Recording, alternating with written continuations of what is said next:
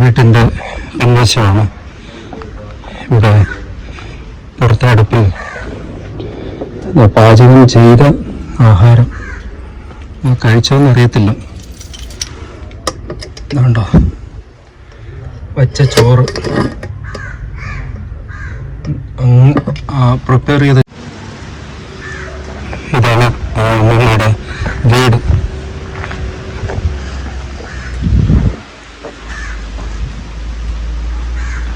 ഇവിടെ നിന്നിപ്പോൾ ബോഡി കൊണ്ടുപോയി കഴിഞ്ഞു.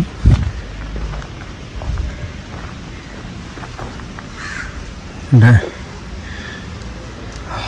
ഇവിടെ ഒറ്റയ്ക്ക് ഉണ്ടായിരുന്നുള്ളൂ എന്നാണ് അറിയാൻ കഴിഞ്ഞത്. ഇവിടെ ആരും തന്നെ താമസമില്ല. ഒന്നിനോടൊപ്പം പ്രതിബന്ധ കൃത്യം ചെയ്യുമ്പോഴും ഇവിടെ ആരും തന്നെ ഉണ്ടായിരുന്നില്ല. ഒരു കോയിൻസിഡന്റ് പോലെ വളരെ കൃത്യമായി എല്ലാം ചെയ്ത് പൂർത്തിയാക്കിയിട്ട് അയാൾക്ക് പോകാനും കഴിഞ്ഞു എന്നുള്ളതാണ് ഇതിൻ്റെ അവരുടെ കൃത്യത്തെ സപ്പോർട്ട് ചെയ്ത കാര്യം. ആരുടെയും ഒരു ഇടപെടലില്ലാതെ ആ കൃത്യം പൂർത്തിയാക്കിയിട്ട് അവന് പോകാൻ കഴിഞ്ഞു എന്നാണ്.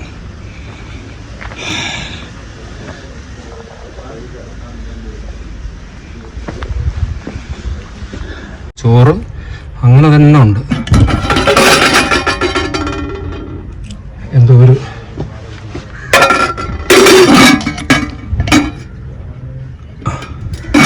ചോറ് മാത്രം, കറിയൊന്നുമില്ല. നമ്മൾ 2 നേരത്തെ ആഹാരം കഴിക്കാൻ വേണ്ടി ചോറ് മാത്രം വെച്ച് ചോറ് കഴിക്കാനങ്ങനെ പറ്റിയില്ല. ഏകദേശം ഉച്ചയ്ക്കായിരിക്കണം, നമ്മൾ കഴിക്കുന്നതിന് മുമ്പായിരിക്കണം ഈ കൃത്യം നടന്നിരിക്കുന്നത് അല്ലേ? എന്നാലും കാണാം. ഇവിടെ പോലീസ് സംഘം ഉണ്ട്. അവർ അന്വേഷണം നടത്തുകയാണ്. ഈ ഭാഗത്തിട്ട് അടുക്കളയുടെ ഈ ഭാഗത്ത് ഈ വാതിലിൻ്റെ ചുവരിലും വാതിലിലും ഒക്കെ ചേർത്ത് തലപിടിച്ച് ഇടിച്ചു കൊന്നു എന്നാണ് പ്രാഥമിക നിഗമനം. ഇതാണ് അകത്തെ അടുക്കള. ഇവിടെയൊക്കെ ചിതറിയ രക്തത്തുള്ളികളൊക്കെ വ്യക്തമായിട്ടാണെങ്കിലും കാണാൻ പറ്റും. ഇതിൻ്റെ പുറത്തെ ഭാഗത്ത് അടുക്കളയിലാണ് ചോറ് പാചകം ചെയ്തിരിക്കുന്നത്. കഷ്ടം.